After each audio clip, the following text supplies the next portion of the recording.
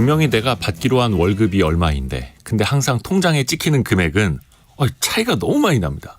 뭐 이렇게 떼가는 돈들이 많은지 혹시나 이걸 좀 아낄 수 있는 방법은 없을까요? 예, 슬기로운 세무생활 시간입니다. 오늘은 고수 사장님의 세금 줄이기의 저자 김철훈 세무사와 함께합니다. 안녕하세요. 안녕하세요. 김철훈 세무사님도 지금 회사의 대표이기도 하고 예. 또 월급도 받으실 거 아니에요. 회사에서. 월급도 받기도 하고 예, 주기도 하고. 예, 그렇습니다. 고민이 되는 시점입니다. 근데 흔히들 연봉 얘기할 때 새 전이냐 새 후냐 따지지 않습니까? 예. 그 차이가 꽤 많이 나죠. 네, 먼저 이제 새 전이냐 새 후냐 요 의미부터 설명을 드릴게요. 헷갈려 예. 하시는 분들이 계셔가지고요. 내가 이제 근로계약을 맺을 때 내 연봉이 만약에 2,400만 원이다. 라고 가정을 하면은 1년은 12달이니까는 12로 나누면 한 달 월급이 200만 원이고요. 네. 내 통장에 200만 원이 찍혀야 되는데 통장에 찍히는 금액은 그게 아니라 거기서 이거저거 떼고 나서 한 180만 원 정도만 찍히게 됩니다. 그래서 200만 원 내가 원래 받으려고 했던 이 200만 원을 세금을 떼기 전에 금액이라고 해서 세전 금액, 세전 월급이라고 이야기를 하고요. 네. 여기서 이거저거 떼고 난 180만 원이 찍히죠. 이걸 세금을 떼고 난 후의 금액이라고 해서 세후 금액 또는 세후 급여라고 이야기를 하는데요. 이걸 얼마나 차이 나는지 한번 간단하게 보면은 요 내 돈 떼어가는 20만 원, 요 세금을 구성하는 항목들이 뭐 적게는 한 6가지. 그리고 많게는 한 10가지 항목으로 구성이 돼 있어요. 네. 그래서 이 중에 어떤 거는 단순히 내 월급의 몇 퍼센트를 떼가는 것도 있고요. 네. 아니면 어떤 건 딱 얼마 이렇게 해서 정액으로 해서 떼가는데 이게 회사마다 조금 다르고요. 사람마다 조금 다르긴 하지만 대략적으로 봤을 때 보통 내 월급의 한 10% 조금 넘게 떼어가고 있습니다. 그래서 오늘은 이제 어떤 걸 얼마나 떼는지 한번 알아보기도 하겠고요. 네. 또 세전금액, 세후 금액 말고 최근에는 하나 또 새로 나온 개념이 이제 카후 금액, 카후 급여, 카후 월급이라고 이야기해요. 카후 급여. 네. 아, 네. 네. 카드값이 빠져나간 후에 내 월급. 네. 이제 즉 카후가 얼마인지 중요한데요. 인터넷 커뮤니티를 보면은 뭐 제 카후 월급은 27,000원입니다. 뭐 제 카후 월급은 마이너스입니다. 이런 글들도 올라오긴 하더라고요. 카드값 빠져나간 다음에 남는 돈. 네, 월급은 통장을 스쳐갈 뿐이라고 하지 않습니까? 맞습니다. 그런데 여러 가지 이제 공제되는 걸 보면은 스치지도 않는 돈들. 그 전에. 예, 그렇죠. 그런 게 많다라는 거고. 그래서 회사에서 이제 월급날 급여 명세서를 좀 이메일로 보내주지 않습니까? 예, 급여 명세서 보면은 여기에도 써 있는 것들이 꽤 많습니다. 맞습니다. 어떤 것들이 꼭 들어가야 됩니까? 예, 이제 급여 명세서라는 건 내가 이제 월급을 받을 때 내가 왜 이 금액을 받았는지 자세하게 계산이 되어서 나오는 알려주는 내역입니다. 이제 월급이라든지 수당이라든지 아니면 보너스 이렇게 이걸로 회사가 나한테 얼마를 줬는지 그리고 여기 금액에서 내가 받기도 전에 이제 회사에서 미리 월급을 떼어서 국가에 납부하는 금액이 얼마인지 자세하게 나와 있는 건데요. 여기에 적혀 있어야 할 사항들은 뭐냐면 이제 나의 인적 사항이라든지 아니면 급여가 지불되는 날짜 그리고 이 금액, 이 급여의 총액 그리고 이 급여는 어떻게 구성이 돼 있어요. 요 내용과 네. 여기에서 이제 어떤 걸 뗍니다. 그래서 당신에게는 통장엔 얼마가 찍힙니다. 이런 실수령액 같은 내용들이 다 적혀 있어야 되고요. 다만 이제 일용 근로자라든지 아니면 5인 미만 사업장 같은 경우는 일부 기재사항이 좀 달라질 수는 있어요. 이 급여 명세서는 2021년도서부터 이제 월급을 받는 근로자에게 줘야 되는 게 의무사항으로 바뀌어가지고요. 아하. 만약에 주지 않으면은 500만 원 이하의 과태료까지도 발생을 할 수 있습니다.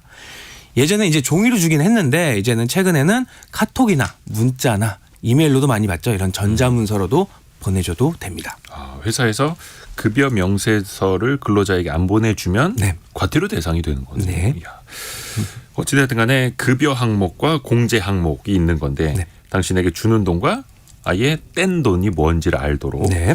일단 급여 부분에는 월급 말고 또 어떤 것들이 포함이 됩니까? 네, 요 내용들은 이제 회사랑 근로계약을 애초에 맺을 때 다들 이제 근로계약서에 적혀 있긴 하는데요. 기본적으로 가장 먼저 나오는 게 이제 기본급이에요. 이제 내가 받을 임금 중에서 수당 같은 걸 다 제외한 가장 기본적인 급여고요. 요 내용은 보통 회사에서 호봉이나 그 직급 체계에 맞춰서 미리 정해두긴 하고요. 이 기본급을 기준으로 해서 나의 뭐 상여라든지 아니면은 퇴직금 같은 거를 이제 산정해낼 수가 있고요. 두 번째로 적혀 있는 게 상여금이에요. 우리가 흔히 보너스라고 이야기를 하는데요. 이제 보너스 뭐 구인 공고라든지 아니면 근로계약서에 보면 보통 보너스가 가령 1000%다 이렇게 적혀 있으면 내가 받는 기본급의 10배를 보너스로 받는다는 내용이고요. 그리고 이제 계속 추가적으로 나오는 게 연장 근로수당, 휴일 근로수당, 야간 근로수당 이런 내용들이 있는데 먼저 하나씩 보면은 연장 근로수당은 하루에 일하는 시간은 8시간인데 이거보다 더 초과를 해서 근무를 했으면은 연장 근로수당을 받게 되고요. 그리고 휴일에 내가 출근을 하면 휴일 근로수당을 받게 되는 거고요. 밤 10시 넘어서까지도 일을 하게 되면 10시 넘는 부분에 대해서는 야간 근로수당이 추가로 붙게 됩니다. 회사에서 또 밥을 현물 제공보다는 이제 돈으로 주는 경우에는 식비도 적혀 있을 수 있고요. 회사마다 조금씩 다른 내용들이 뭐 핸드폰 보조금을 주는 회사도 있고요. 육아 보조금이라든지 자격증을 갖고 있으면 자격증 수당 이런 것들도 주는 회사들도 있습니다. 그러니까 그게 급여 부분에 네. 연장 근로, 휴일 근로, 야간 근로, 뭐 식비 이런 것들이 이제 포함이 돼서 적혀 있다라는 네. 거고요.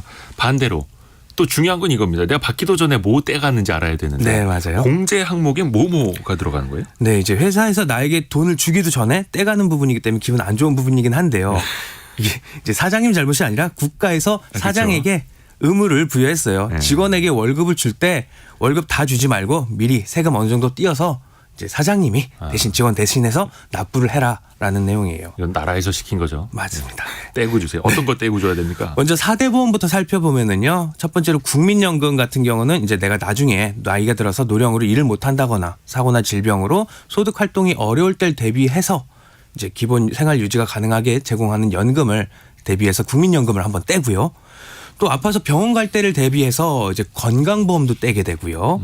그리고 이제 뭐 65세 이상의 노인이라든지 아니면 노인성 질환, 치매나 중풍 같은 거를 대비를 해서 장기 요양 보험이라는 것도 떼게 됩니다. 내 월급에서. 그리고 만약에 회사를 다니다가 실업, 잘릴 수도 있겠죠. 이럴 때 수입이 없을 때 국가에서 급여를 대신해서 지급하기 때문에 요거에 대한 보험인 고용보험도 떼긴 합니다. 이제 여기까지 내 월급과 또 사장님이 같은 금액을 내서 반반씩 부담을 하는데요. 이제 여기에 추가로 4대 보험 중에 하나가 더 있죠. 산재보험이라는 게 있는데 내가 일을 하다 다쳤을 때를 대비해서 산재보험에 가입을 하는데 이건 내 월급에서 떼지 않고 사장님이 100% 다 내는 것입니다. 산재보험은 이거 회사에서 내주는 거다. 네. 산재보험, 고용보험, 장기요양보험, 건강보험, 국민연금. 네, 많죠. 아직 안 끝났습니다. 아직 안 끝났어요? 아직 안 끝났습니다. 추가로. 그러면 지금까지 말씀해 주신 거 거의 4대 보험 같은 맞습니다. 것만 네. 또 뭐가 떼갑니까? 추가로 이제 가장 중요하죠. 내 소득세를 이거 떼갑니다. 소득세는 내 월급과 내가 부양하고 있는 가족 수에 맞춰서 미리 나라에서 정해놓은 표가 있어요. 이만큼 떼라. 이걸 떼가고요. 이거는 이제 국가의 생활비가 되는 거고요. 이 금액의 10%는 또 지방소득세라고 해서 이제 소득세의 10%를 각 지방의 구청에 내는 세금이 있습니다. 소득세의 10%를 지방소득세로. 예, 여기까지가 가장 기본적으로 떼는 것들이고요. 그 외에 이제 회사에서 상조회, 공제회 뭐 이런 걸로 돈을 모은다면은 또 여기서도 떼는 경우도 있고요. 회사로부터 내가 미리 가부를 받은 경우가 있다 그러면 그 금액도 내 월급에서 일정 금액씩 차감이 됩니다. 이런 식으로 내 월급에서 떼가는 거는 뭐 여러 가지가 있습니다. 숨이 찰 정도로 많네요. 이걸 다 떼고 나면 이제 우리가 흔히 이야기하는 세후 금액, 세후 월급이 되는 거고요. 혹시 수당 중에서 좀 세금 안 붙는 그러니까 비과세 항목도 있습니까? 네, 회사에서 나한테 돈은 주지만 그거에 대해서 4대 보험이나 세금을 안 떼는 비과세 이게 제일 좋은 건데요. 그렇죠. 대표적으로 봤을 때는 이제 식비 그리고 월 20만 원까지는 세금도 안 떼고 뭐 4대 보험도 안 뗍니다. 비과세예요. 그리고 내 자동차를 이용해서 회사 업무에 사용한다면 그거에 대해서 회사에서 보조금을 준다, 지원금을 준다. 차량 보조금. 예, 그러면 월 20만 원까지는 비과세입니다. 그리고 출산을 한 직원이라든지 집에서 키우는 6세 이하의 아동이 있는 경우라면은 또 월 10만 원까지 비과세가 되고요. 그리고 기자분들의 뭐 취재 수당이라든지 해외 근무 수당이라든지 이런 것들에 대해서도 비과세를 잡아놨습니다. 그 외에도 뭐 사회통념상 경조금 이런 것들도 다 뭐 비과세가 되는데요. 여기에서 이제 절세 꿀팁을 세울 수 있는 게 만약에 회사에서 이런 금액을 지급을 하는데도 불구하고 이걸 급여 구성을 따로따로 나눠놓지 않았으면은 이걸 잘 확인해서 각각 구분을 해놓으면 세금도 줄일 수 있고요. 4대 보험도 줄일 수가 있습니다. 그러니까 월급 중에 어차피 줘야 할 돈이면 항목별로 좀 나눠서 식비, 차량 보조금, 육아수당, 취재수당, 해외근무수당 이런 식으로 좀 나눠서 주면 세금을 좀 덜 낼 수 있다. 맞습니다. 이거 다 중복해서 계산을 할 수도 있는 겁니까? 중복해서 다 각각 혜택을 받을 수가 있습니다. 또 추가로 말씀드리면 육아수당이 있잖아요. 자녀가 한 명인데 아빠도 아빠 회사에서 비과세를 받을 수가 있고요. 엄마도 엄마 회사에서 비과세를 받을 수가 요 있습니다. 방법이 있네요. 네. 또 하나 급여 명세에서 보면 이게 떼나가는 항목들이 많다는 건 알겠는데 네. 매월 금액이 달라져요. 네. 이게 헷갈리거든요. 내가 이달에 뭐 잘못했나 싶기도 하고. 이게 공제되는 항목이 많아서 그러는데요. 기본적으로 적게는 6개에서부터 많게는 뭐 10개까지도 있어요. 근데 이 항목들이 예. 공제율이 어떤 거는 매년 변동이 되고요. 네. 그리고 이 변동되는 월도 이 6가지들이 같은 달에 변동이 되는 게 아니라 각각 다른 달에 변동이 되기 때문에 회사에서 나에게 주는 세전 월급이 동일하다고 하더라도 이 공제율들이 자주 바뀌어서 금액이 다를 수가 있습니다. 그래서 이게 항상 헷갈립니다. 헷갈립니다. 네. 또 제일 중요한 거 그러면 이렇게 떼나가는 돈을 네. 어떻게 좀 줄일 수는 없을까? 꿀팁을 좀 알려주세요. 사실 이렇게 매달 떼이는 근로소득세는 이걸 줄이는 건 큰 의미가 없어요. 아시겠지만 가장 중요한 거는 연말정산에서 네. 최종 결정이 되는데요. 내가 매달 많이 떼었다고 한다면 연말정산에 가서 환급을 받을 수 있게 되는 거고요. 반대로 내가 매달 적게 조금씩만 떼었다면 연말정산에서 추가로 납부를 할 수 있게 되는 거예요. 말 그대로 조삼모사인데요. 그래도 내가 매달 통장에 찍히는 금액이 좀 더 많았으면 좋겠다. 연말정산은 내가 알아서 잘 하겠다라고 한다면 근로소득세를 이제 내가 나중에 더 내더라도 80%만 원천징수 해주세요라는 거를 신청을 할 수가 있어요. 그리고 또 부양가족이 있다면 이 부분도 회사에 알려주면은 매달 떼는 근로소득세를 줄일 수 있습니다. 다만 이제 뭐 조선모사처럼 연말정산 때 덜 뗀 만큼은 더 납부할 수도 있기 때문에 이 부분은 주의하셔야 되고요. 그러니까 연말정산이라는 개념이 소득세를 많이 냈다면 연말정산 통해서 돌려주는 거고 네. 적게 냈다면 연말정산 통해서 더 내라라고 하는 거니까요. 맞습니다. 조삼모사가 맞죠.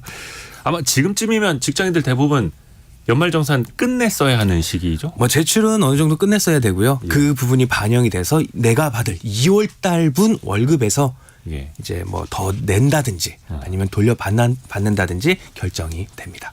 이달 말 네. 자, 월급 봉투 월급 통장을 보시면은 아시게 될 겁니다. 이거 참 두근두근 거립니다. 많이 플러스냐, 돌려받았으면 마이너스냐. 좋겠어요. 네. 네. 근데도 많이 돌려받았다고 해도 이게 1년 동안 내가 냈다. 네. 낸 세금이다. 많이 냈던 세금이다라는 또 뜻이 될 테니까요. 맞습니다. 자, 오늘 김철훈 세무사와 함께했습니다. 고맙습니다. 감사합니다.